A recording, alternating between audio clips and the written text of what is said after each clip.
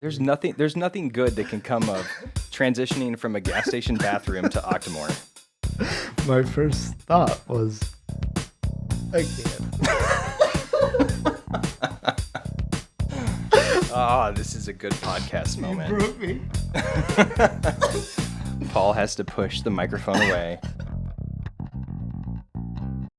What's up, guys? Welcome back to Whiskey Uncut. I'm Paul, and this is James, and he's representing Bourbon Sippers. And if you're watching on YouTube, make sure you head over to the podcast service of your choice to listen to the full show. On YouTube, we're just breaking out a few specific sections, but the podcast is the full uncut show. And finally, if you'd like to support us, make sure you head over to patreon.com/maltmondays, where we have a few different tiers set up for as low as $2 a month. And I think we're going to be having some merch sometime in the future is the plan. Yeah. I'm getting worried. I don't know if this is going to be as bad as you think It's going to be worse than I think. So this is Octomore 6.1, aged 5 years. What? Is he going to try this? Yeah, okay. Yeah. He's looking. Glass over. Yeah, he was looking at me. Have you ever had a pita whiskey before, Tyler? Oh, this is going to be fun. This, I feel bad because this might make you just not want to try them anymore. Just run away.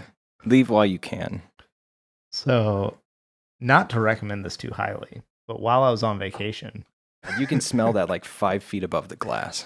But while I was on vacation, I went into a gas station bathroom, and my first thought was, We're going to a gas station bathroom. That's what the conversation's going to. Okay. I'm gonna die. Please proceed. I'm interested in where this is going.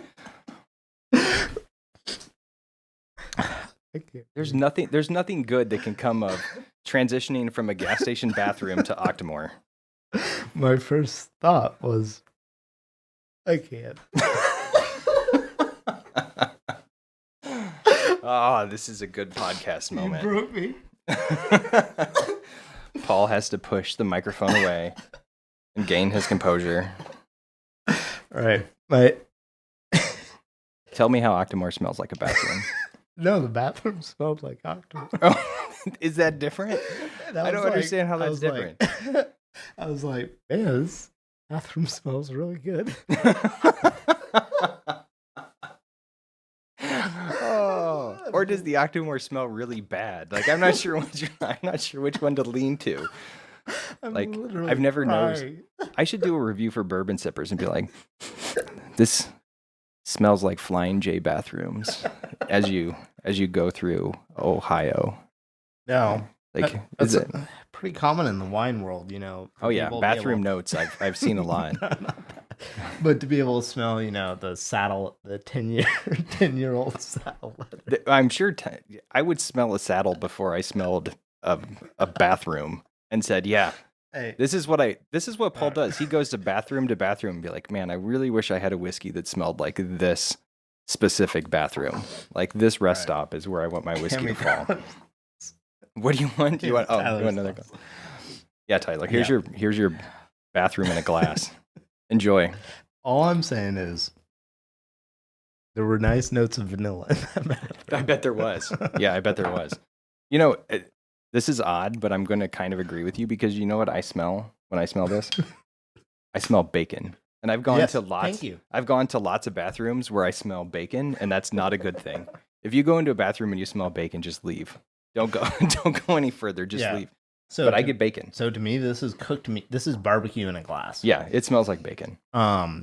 It straight up smells like bacon. That was one of my first tasting notes. My review of it was smoked meat, bacon. The peat that's that astringent kind of medicinal aroma. But to me, this is less off-putting on the nose than like a Lafroig, I think, to a lot of people, because I'd have to try it side by side. I have no experience, but this to me, I get a lot of peat, but I just overwhelmingly get that bacon note. Right. Because like even though this is 3 times peatier scientifically. Ooh, science. Science. Yeah, science. Than Lafroig or Ardbeg. which are in the 50 to 60 parts per million.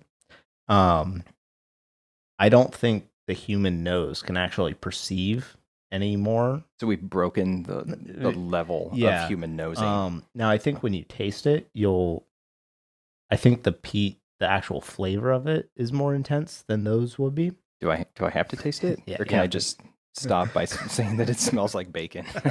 You have to taste it. Okay. All right, I'm going to do this for the podcast. But to me, like, there's something about the PD whiskeys. It smells like bacon and sweat. It smells like if somebody sweat out bacon. What do you think truck drivers are doing? I don't know, but that's what I'm telling you, man. Doesn't it? Does it smell? It smells salty too, right? Stop. Exit 284 on your way past Atlanta, I-75. There's a gate. Sweat. There's a Gateway gas station with a bathroom that smells like Octomore. It does. It smells salty and it smells salty, sweaty and bacony. Yep. It doesn't. I was expecting this to smell like a campfire, like somebody just lit something on fire. It doesn't smell Ardbeg. Like Ardbeg. I don't think I've ever had Ardbeg. So Ardbeg is more like the ashtray burnt wood, and so that's what's interesting about the. Oh, that's a good. Oh, I like that face. Tyler's over there too. I don't even know what to say about the palate on that. Man, I love it so much. It's once you acquire a taste for peat, you become a peat head, and so here's that's a word. Yeah, that's a word. People are peat heads. Peat heads. This is super nerdy. So all right, getting into the science. Oh, here we go. The phenols. Did you take thorough notes on your science? I did not. Okay. Take thorough notes on my science. This is empirical evidence. This is good. You threw around the empirical word before. I like it. Yeah. No. So the phenols in the smoke. So this is literally smoke particles. The way they make, for those who don't know, peated single malt Scotch is when they dry the barley, after they malt the barley and let it sprout, they dry it before they put it into the mash. Man, it looks like you're eating like some sort of hot wing or like really bitter. This is enjoyable. I like this. It's okay. So I like torturing you. We're getting back to the bacon. I still taste bacon, but it's like you buried the bacon and then set the dirt and the bacon on fire. Yep. And that's what it tastes like to me. And it's delicious. I can't. Yeah. All right. Pour the rest of yours in my glass. No, I'm going to finish it. All right. I'm going to finish it for posterity. Yeah. I mean, for the podcast. Yeah. This is rare for me. So the way they peat whiskey is after that barley's malted, then they have to dry it. And typically you would dry it in a kiln. And so the kiln would be fired and heated by some source, right? And so in Scotland, there are forests, but there's not a lot of forests. And so back in the day, when they didn't have enough wood to burn, they would burn peat, which is a naturally occurring substance, which is basically dead vegetation. Yeah, just earth. Right. It's just the earth in Scotland is all peat bog, essentially. And so when that breaks down over hundreds and hundreds of years, they literally cut it out in like bricks. And it's like these bricks of dirt that burns as fuel. So it's kind of like their natural source of coal. And they put their grain above that, right? And right. So they burn it and the smoke goes through. And so there's depending on the distillery, they all have to dry their grain. But some distilleries chose to allow that smoke to actually interact with the grain. And so instead of the kiln being sealed, it's like a perforated surface that it's on, and that smoke actually goes into the kiln and interacts with the grain and attaches to it. And then when they distill it, those phenols, the smoke particles, actually stay through the distillation process attached to the alcohol molecules. And so that's that parts per million, the ppm of the whiskey that you're measuring of how many phenols per million there are. And so scientifically, it might be 3 times as smoky as Lafroig, but the human perception is not necessarily that way. And I think a good example of that would be like with light or something like that, where you could have a light that's twice as bright, but you don't necessarily perceive it as twice as bright if the thing that you were looking at is already blinding you. You know, like if the first thing is already blinding, something twice as bright, you're not going to be like, oh, that's even more blinding. This is a good analogy. I like this. This is right up there with the bathroom flavor profile. So, yeah, like if you're blinded by the light and then the other light is twice as blinding, you are correct. You are correct. You would not tell the difference between those two.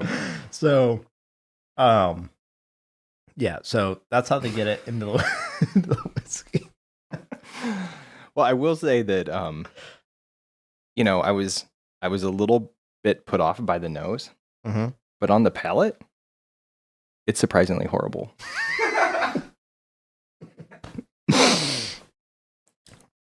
Yeah. So I don't know how to respond to that. It's I think it'd be predictably horrible, right? Now you should love this because this is 114 proof, uncolored. Yeah, that's exactly why I should love filtered. It. Mm-hmm. I mean, this is basically the bourbon of Scotch. Oh, exactly. Yeah, I mean, when I think of a high quality bourbon, I think of this, like, for sure. You know what this reminds me of? And so you watch movies. Yeah. Like, you watch a lot of Netflix. Yeah. Like, I've watched more Netflix since COVID than I've watched anything in my entire life. I just watched a documentary called Fearless on Netflix. Have you seen this? A documentary? It's a docuseries. Not the Jet Li movie, Fearless? Not the Jet Li movie, no. Oh, damn. I was going to say, because that's a good action film. This is a good action film, too. This follows bull riders. Interesting. Yeah, and so they're from Brazil, and they come up to the United States, and they ride bulls. And I watched it. It was like 6 episodes, which, by the way, I can't imagine. I can't believe that I sat down and watched 6 episodes of anything on bull riding. I had no idea what bull riding was. COVID's a strange time. I still don't know what bull riding is, except it looks awesome, and it looks like it hurts. And I was watching the documentary. Seems pretty simple. Man, bull. Man sits on It gets bull. much more complicated. It gets much more complicated. Bull kicks man off. Hey, don't ruin my story here. This is a good story. Continue. My story is that I think the people who ride the bulls would like Octomore. Like, this is a very, like, manly, meaty, like, I'm going to go set an animal, animal pieces on fire, and I'm going to eat them, and I'm going to drink Octomore. Yeah. I didn't do that. I see that's where I made the mistake. I would have enjoyed the documentary more if I had done that. Instead, I poured some bourbon, and I sat down with my guinea pigs, and we watched Fearless. We watched bull riding. We just broed out to bull riding for 5 straight hours. But if I had this, I would have probably enjoyed it tremendously more. So I will say the peat makes a lot more sense when you're in Scotland and it's just cold and rainy out, and it warms you in a way that even just whiskey itself doesn't warm you. Is there some chocolate notes to this too? I would say so. Okay. I thought maybe I was insane for a second, but there's a chocolate note at the end. That's the first thing that I found about this whiskey that I enjoy. Yeah. If I could isolate... You don't like the bacon? Or the smoked meat? I don't like to drink pig. I don't like to drink pig product. I'm more than happy to eat it, but I don't necessarily want to drink it. I don't know. There is bacon flavored bourbon. Maybe we should just do an episode on bacon flavored bourbon and see how it compares to Octomore. Well, I've got a couple other bottles of Octomore that are I'm super excited. What did they finish it in, like, more char just to make it make it more painful? Yeah. Okay, exactly. Good. No, but I actually have one that's 12 years old and one that's 10 years old. So maybe you'll like those more. Do they mellow out? They're 100 parts per million more peaty. Oh, good. Good. I was the first thing I thought when I tried this was it's just I need more peat. Yeah. Like, I need some more peat. There's not enough. I don't smell it. I don't taste it. So I'd like a little more. Talking about price. This is $150 was what it was back then. We're up to edition 10.1, I think, now. And this was 6. And I think the price is up to like almost 200 at this point. It's crept up over the years. And these are really hard to find. Like, I don't think this is a $150 bottle. Other than the fact that now I mentioned that I would talk about this. On the 0.2 and 0.3 editions, they do secondary cask finishes, but also they only use barley from the Octomore farm, which is a local farm by the distillery on Isla. And is that common there? Do they grow a lot of barley in the region? Yes, but the thing is, the Scotch producers are consuming so much barley, Scotland itself can't produce enough. So they still import some. Right, they import almost all of it. But these guys use their own. But Bruichladdich is specifically like the Isla barley. That's part of the cost in this bottle, is they are local sourcing their barley from local farmers, and they're separating it out. So you can buy Octomore 6.1 uses barley from everywhere. It's regular Bruichladdich barley. The 0.2 and 0.3 specifically only use barley from the Octomore farm. And so you get to see the terroir of the actual flavor of the barley itself. And that's part of the price. Part of the price is the novelty of it for sure. And I think it's actually a good whiskey. So like, as someone who likes really peaty stuff, if you like Isla whiskeys, Octomore is something you have to try. Because it's great. I would pay. And there's not much else that's this high proof. Now there is now, but when this first came out, you couldn't buy anything else that was 57% from Isla unless it was an independent bottler. I'd like to try it next to some of the other peaty ones just to see if I can pick up the difference between. I've got a bunch of Lagavulin cask strength, like 2018, 2019. See, Lagavulin to me, this doesn't have nearly as much iodine as the Lagavulin. I don't know if I'm missing something, but Lagavulin to me is really Band-Aidy. I don't get that as much on this one. So I would probably, just off the top of my head, I'd probably prefer it to Lagavulin. But it's been a long time since I had Lagavulin. I'd pay a solid like $35 for this bottle. Lagavulin's a little creamier and fruity. I'd pay $35.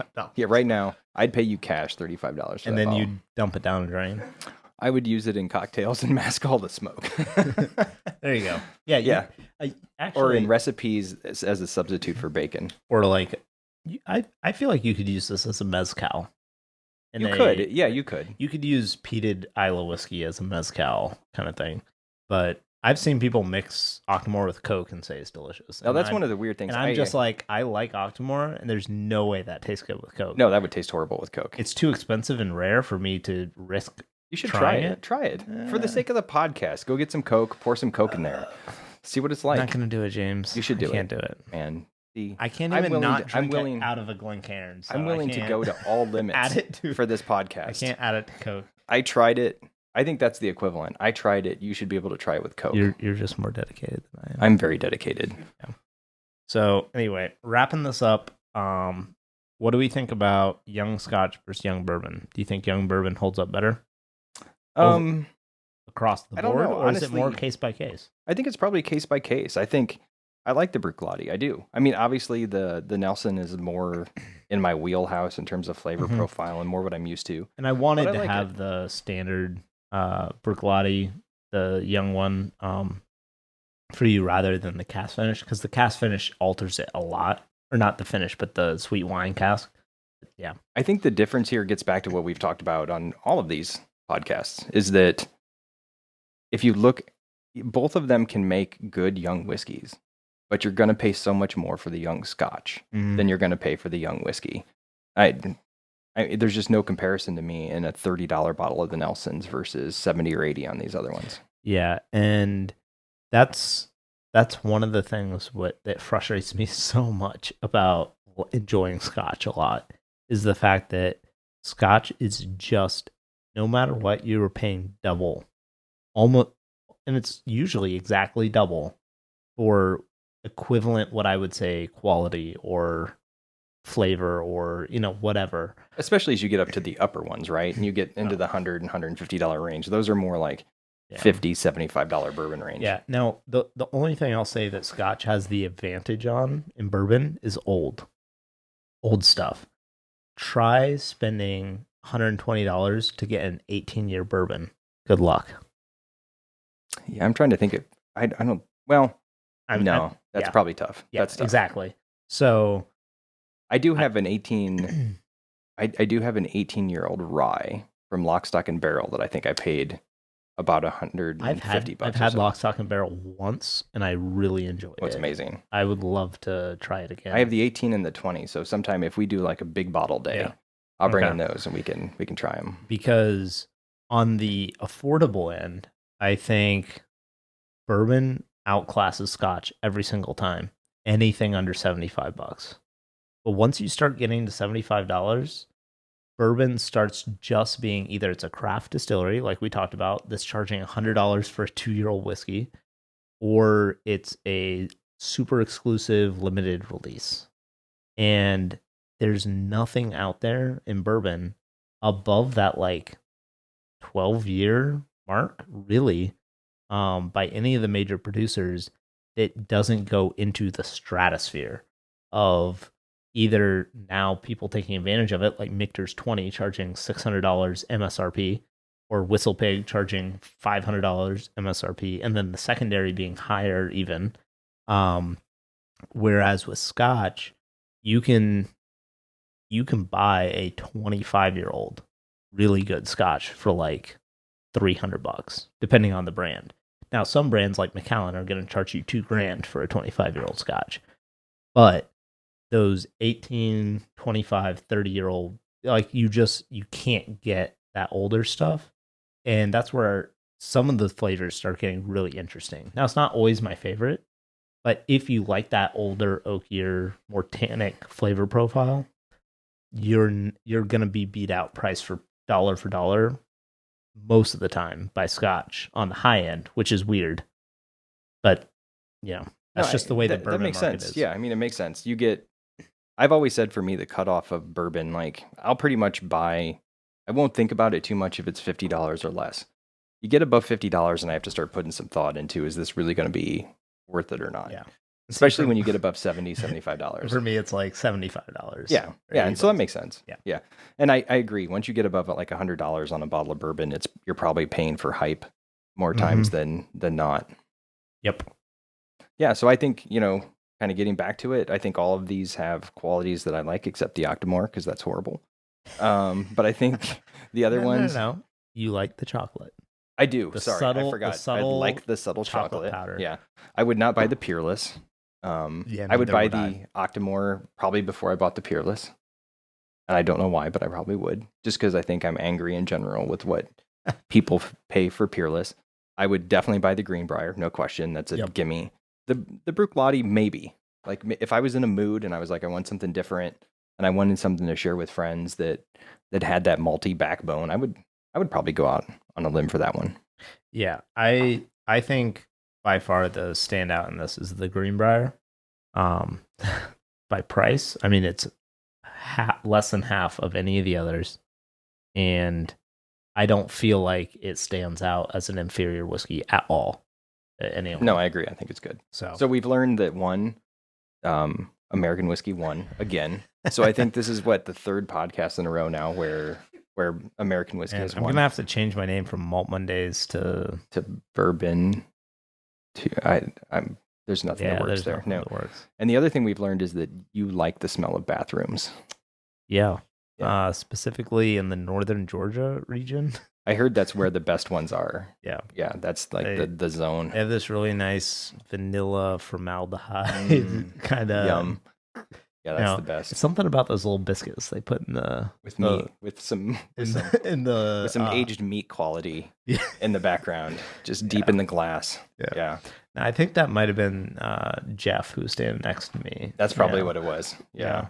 Well, thanks for bringing these though. I mean, I can honestly say that I never would have tried an Octomore because of the reputation of it. I would never pour myself one. If I went to a bar, I'd certainly never buy one. No, if I went to a bar and it was free, I would turn it down.